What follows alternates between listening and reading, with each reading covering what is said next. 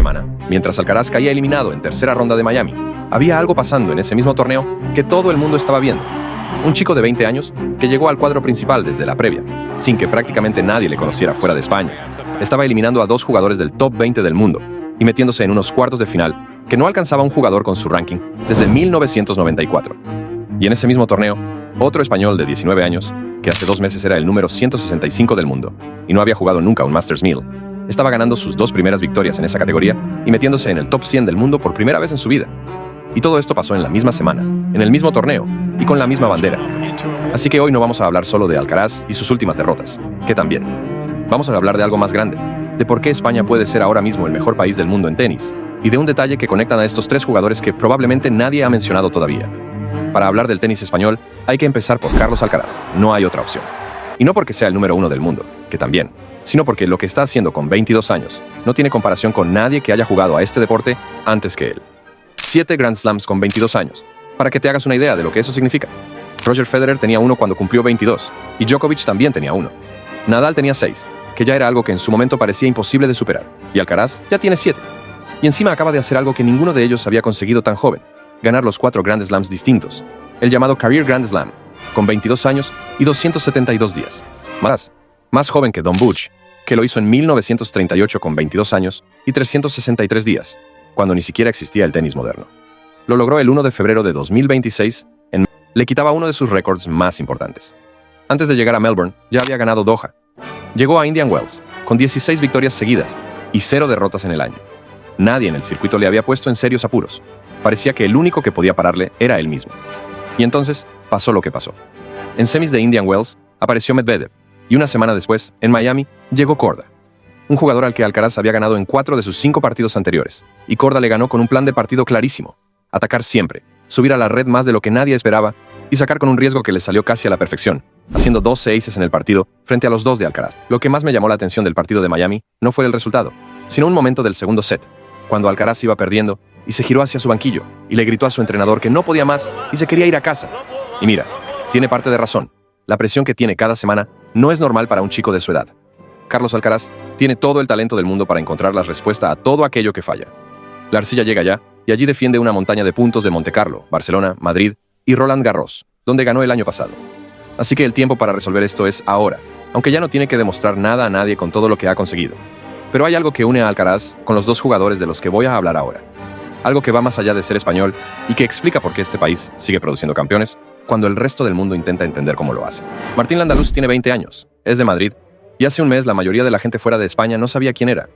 Llegó al Miami Open como número 151 del mundo, y tuvo que pasar 2 rondas de clasificación previa solo para poder entrar en el cuadro principal del torneo. 2 partidos antes de que empezara el torneo de verdad. Y lo que hizo después de entrar es una de las historias más bonitas que ha dado el tenis español en los últimos años. Primera ronda del cuadro principal. Venció a Marcos Girón, número 70 del ranking.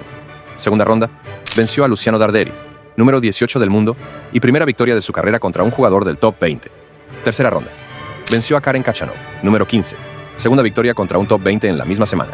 Y en octavos le tocó Sebastián Korda, el mismo que acababa de eliminar hacia Alcaraz. Y Landaluse también le ganó a él, remontando desde un set abajo y salvando una bola de partido en el tiebreak del segundo set, con un resto ganador de revés cruzado que hizo levantarse a toda la grada. Cuando llegó a cuartos de final, se convirtió en el jugador con el ranking más bajo en alcanzar esa ronda en Miami desde el año 1994. Más de 30 años sin que nadie con un ranking tan bajo llegara tan lejos en este torneo. Y lo hizo sin que nadie le regalara nada, ganando partido a partido y cayendo ante un Lehecka magnífico. Estuvo cerca, pero el checo tiene más experiencia en ese tipo de momentos, y lo cerró. Salió del torneo en el puesto 105 del ranking, casi 50 posiciones de subida en una semana. Pero lo que más me interesa del andaluz no son los números, es la historia de cómo llegó hasta aquí. Porque con 16 años ganó el US Open Junior, el Grand Slam Junior más importante. Ese es el tipo de palmarés que hace que todo el mundo espere que un jugador se convierta en estrella de la noche a la mañana. Pero el andaluz no hizo. Pasó tiempo en los Challengers, construyéndose despacio, ganando experiencia sin prisa y sin saltar etapas.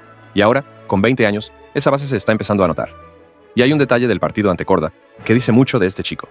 Esa victoria se la dedicó a su abuela, que había fallecido recientemente.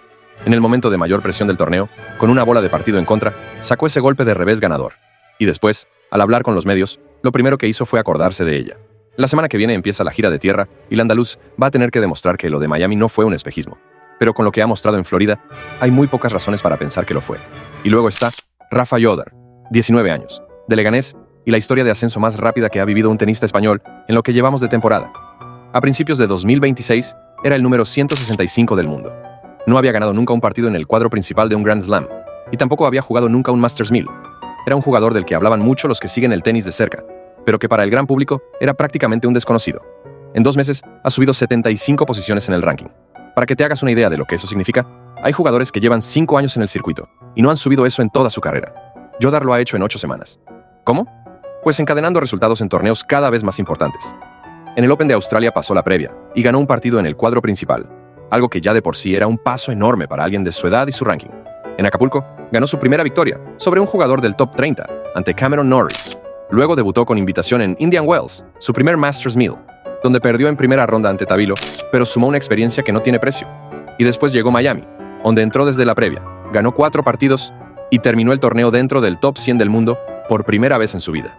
Porque este chico no ha llegado ahí con 19 años por suerte. Ha llegado porque en 2025 ganó 3 títulos Challenger en la misma temporada. Porque terminó ese año entre los mejores jóvenes del mundo y jugó las Next Gen ATP Finals. Porque tomó la decisión de dejar el tenis universitario para tirarse de cabeza al profesionalismo. Una decisión que no es fácil con la presión que conlleva. Y la tomó sabiendo exactamente lo que quería. Su padre le acompaña en cada torneo, es parte de su equipo más cercano. Y esa estabilidad personal, ese entorno, se nota cuando le ves jugar. No hay nervios fuera de lo normal para su edad, ni gestos de frustración exagerados. Hay un tío de 19 años que compite como si llevara años haciéndolo. El lunes 30 de marzo aparecerá en el ranking ATP, en el puesto 77, con solo 19 años. La raqueta española número 78 en alcanzar el top 100 en la historia.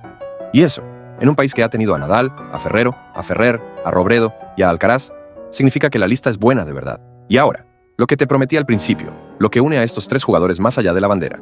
Alcaraz se formó durante años con Juan Carlos Ferrero, ex número 1 del mundo y uno de los mejores entrenadores que ha dado este deporte. La andaluce se entrenó en la Rafa Nadal Academy, pasó temporadas largas allí, y el propio Nadal le ha acompañado desde que era muy joven. Y Jodar se formó en el club de tenis Chamartín de Madrid, y tiene una relación cercana con Nadal, donde coincidieron en Jeddah. 3 jugadores que están haciendo historia en el tenis mundial, 3 españoles, y los 3 con una conexión directa con las 2 figuras más grandes que ha dado el tenis español en la historia. Eso es la consecuencia de que en España se lleva décadas construyendo una cultura tenística que no depende de que un talento aparezca solo, sino de que cuando aparece, haya un entorno capaz de desarrollarlo. Y los resultados están ahí. España tiene al número 1 del mundo con 22 años y ganador de 7 Grand Slams. Tiene a un chico de 20 que llegó a cuartos de Masters 1000, desde la previa con ranking 151, y tiene a otro de 19 que entró en el top 100 a velocidad de vértigo. Y además, tiene a Davidovich Fokina en el top 20, compitiendo semana a semana, y a Munari Bautista sumando puntos sin hacer demasiado ruido, pero siempre ahí. Ningún otro país del mundo puede decir esto ahora mismo. Ninguno tiene esa combinación de presente y futuro tan bien cubiertos. El tenis español no está viviendo un buen momento. Está viviendo uno de los mejores momentos de su historia. Y lo mejor de todo es que lo que está pasando ahora parece que es solo el principio. Si te ha gustado el vídeo, suscríbete al canal. Me ayudas muchísimo a seguir creando contenido cada semana. Nos vemos en el siguiente.